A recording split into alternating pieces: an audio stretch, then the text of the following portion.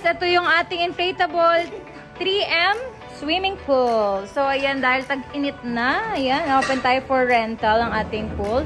So, pag open nyo guys, ito na yung mga laman niya. Swimming pool, 10 pirasong malaki, at syempre, 16 pieces na maliliit, tapos 4 na piraso na ganito. Ito yung mga pang corner-corner, tapos ito yung mga pang ano sa gilid, pang lock. So, ang laman po nun, 1, 2, 3, 4, 5, 6. 6 pieces. At ito naman po yung sa mga stand po niya.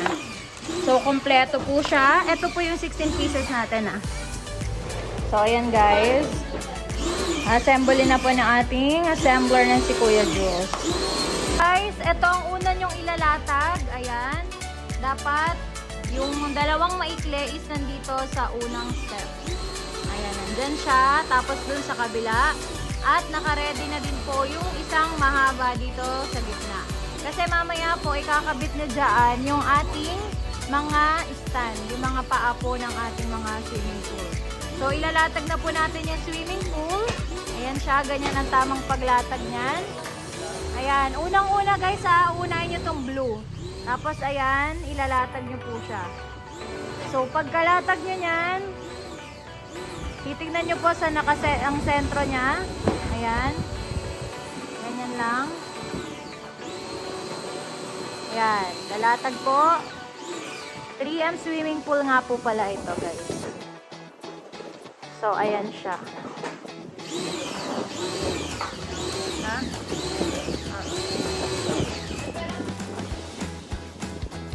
So, gaganyanin nyo lang po, guys. Ayan. Nakalat nyo lang po. Guys, ang unang assemblein nyo, kailangan nyo po ng isa nito at ng isang panggilid. So, ipapasok nyo po yan muna sa bawat gilid, guys. Ayan, ito po yung corner natin. Ayan. Guys, nakabit na. Tapos, yung meron tayong maliit na parang ito. Ito, guys. Parang tox. Ipapasok nyo dyan, panlock yan. Ayan. Ayan, ha. Pang-lock siya. So, ayan siya, guys. Tapos, another mahaba ulit, panggilid. Duduktong nyo lang ulit po yan. Ayan. At isang mahaba po ulit. Ayan. Papasok nyo po yan doon sa ilog. Ayan. Yan po yung pull natin, ha. So, papasok lang po natin ulit.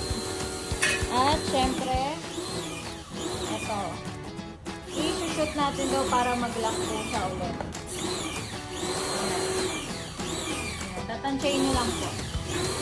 At next naman ulit, lalagyan po ulit natin nun. Kaya po yan, 8 pieces. Lalagay po ulit natin ito para magduktong-duktong po sa lahat. At, syempre, lalagay po ulit natin itong malaki.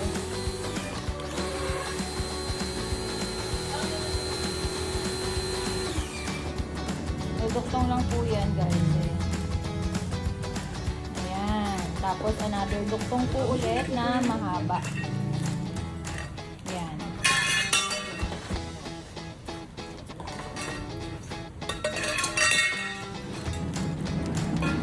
Doon nyo na lang po isulusot sa kabila kasi dito po matitipan. Sa likod. Ayan. Tapos, pagduduktongin nyo po ulit. Para magka-connect po ang dalawang tubo. Guys, pagkaduktong nyo lahat ng yan, diba ito tayo nag-start? Pag naduktong nyo na po yan lahat, guys, another duktong, another na ganito po ulit. Ayan, tapos duktong po ulit doon. Gano'n lang po ulit, yan. Tapos yung dukto, huwag nyo pong makalimutan sa bawat part. Ayan po yung parang pandak po yan. Tapos another, ikot ulit. Ayan siya, guys. Palibot po yan, ha.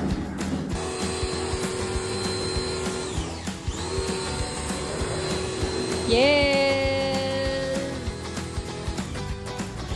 Guys, nakabit na yung mga panggilid natin na bakal. So, last na yung sa dulo. Yan. Guys, pag nabuo nyo na lahat yung stand natin, ayan.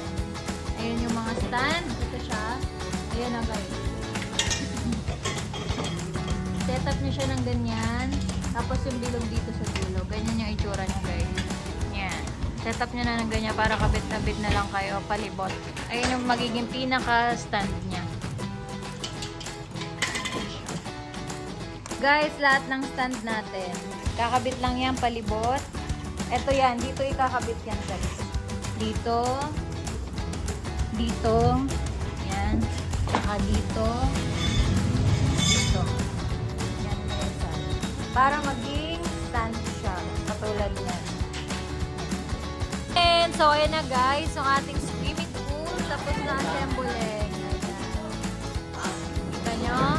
Ayan na siya guys. Tapos yung mga block natin, itatakip nyo lang yan dito. So, upang ano na kayo ng tubig, magbabawas kayo ng tubig, bubuksan nyo lang yan, tatanggalin nyo lang po yung color block lang. Ayan. Sana. Ayan guys, hindi nyo anihin yan ha. Ito lang pong color block. Pag babawas na po ng tubig. Wow!